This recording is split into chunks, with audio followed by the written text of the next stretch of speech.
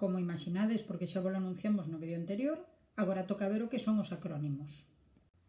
Os acrónimos son palabras formadas non só polas iniciais como as siglas, senón polas iniciais e máis por outras letras de varias palabras.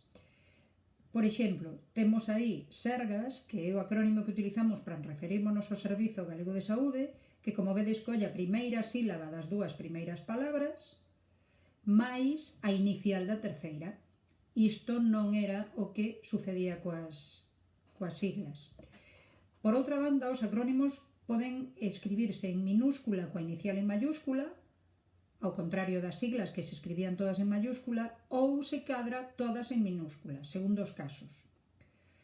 En canto ao plural, forman o plural como calquera outro sustantivo, outra diferenza ao respecto das siglas. Polo tanto, si temos a palabra bit, que ven do inglés, poderíamos atopar bits en plural. E, para rematar, adoptan o xénero da primeira palabra que entra na formación.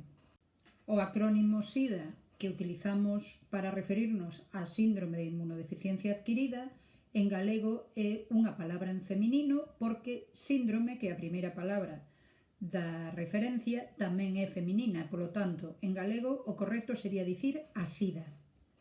Non enredamos moito desta volta. Confío en que con isto aclaredes o tema dos acrónimos e vémonos no vídeo seguinte. Sorpresa!